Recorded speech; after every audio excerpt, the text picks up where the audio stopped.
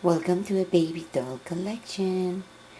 We are here on PJ Saturday getting ready for story time. And we have Emily and baby May.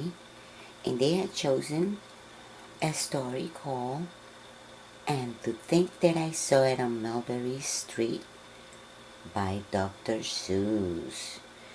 So if you guys love stories, this is the time. So grab your lovey or your teddy or your favorite toy and your BJs, and let's listen to this one. Today we read And to Think That I Saw It on Mulberry Street by Dr. Seuss. When I leave home to walk to school, Dad always said to me, Margot, keep your eyelid up and see what you can see. But when I tell him where I've been and what I think I've seen, he looks at me and sternly says, Your eyesight much too keen. Stop telling such outlandish tales. Stop turning minnows into whales. Now, what can I say when I get home today? All the long way to school and all the way back, I look and I look and I keep careful track. But all that I've noticed except my own feet was a horse and a wagon on Mulberry Street. That's nothing to tell of. That won't do, of course. Just a broken down wagon that's drawn by a horse. That can't be my story. That's only a start.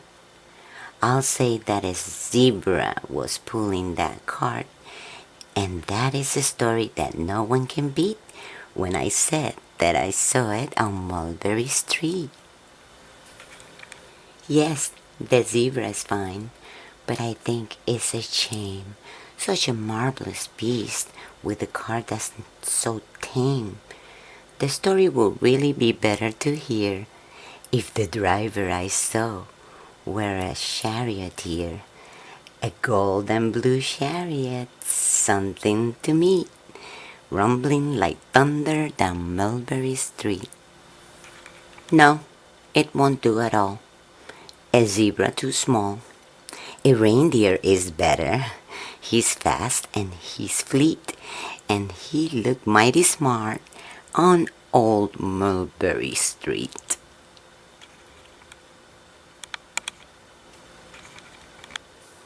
Hold on a minute, there's something wrong. A reindeer hates the way it feels to pull a thing that runs on wheels.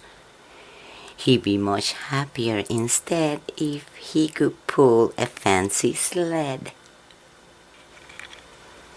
A reindeer and a sled. Say anyone could think of that, Jack or Fred or Joe or Nat. Say even Jane could think of that. But it isn't too late to make a little change. A sled and an elephant. There's something strange. I'll pick one with plenty of power and size, a blue one with plenty of fun in his eyes, and then, just to give him a little more tone, have a Raja with rubies perched high in a throne. Say, that makes a story that no one can beat when I said that I saw it on Mulberry Street. But now I don't know, it still doesn't seem right. An elephant pulling a thing that's so light will whip it around in the air like a kite. But he looked simply grand with a great big brass band. A band that's so good should have someone to hear, but it's going so fast that it's hard to keep it near. I'll pull on a trailer. I know they won't mind if a man sits and listens while hitched on behind. But now it is fair. Is it fair what I've done? I'll bet those wagons would weigh more than a ton. That's really too heavy. Too heavy a load for one beast. I'll give him some helpers. He needs two at least. But now what worries me is this. Mulberry Street runs into a bliss. Unless there's something I can fix up, there'll be an awful traffic mess up. It takes police to do the trick, to guide them through where traffic's thick. It takes police to do the trick. They'll never crash now. They'll race at top speed with Sergeant Mulvaney himself in the lead. The major is there, and he think it's grand. And he raise his hat as they dash by the stand. The major is there, and the aldermen too, all waving big banners of red, white, and blue. And that is the story that no one can beat. When I said that I saw it on Mulberry Street. With the roar of his motor, an airplane appears and dumps out confetti while everyone cheers. And that makes a story that's really not bad, but it still could be better. Suppose that I add a Chinese boy who eats with the sticks, a big magician doing tricks, a 10-foot bear that needs a comb. No time for more, I'm almost home. I swung around the corner and dashed through the gate and ran up the steps and felt simply great, for I had a story that no one could beat. And to think that I saw it on Mulberry Street. But Dad said quite calmly, just draw up your stool and tell me the size on the way home from school. There was so much to tell, I just couldn't begin. Dad looked at me sharply and pulled at his chin.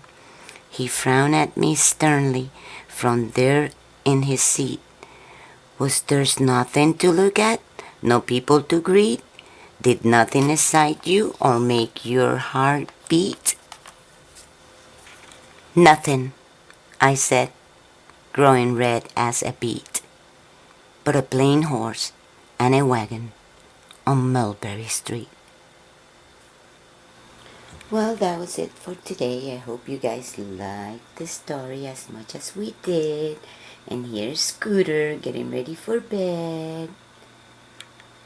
And we have over here our Grayson. Did you like the story? It was awesome, right? Well, maybe next week we can do another story. We still got green eggs and hams. And the cat in the hat. Yes. If you have a favorite Dr. Seuss or any other story that you would like us to read for you, please let me know in the comments. Don't forget to like and subscribe for more. Thank you for watching. Bye now.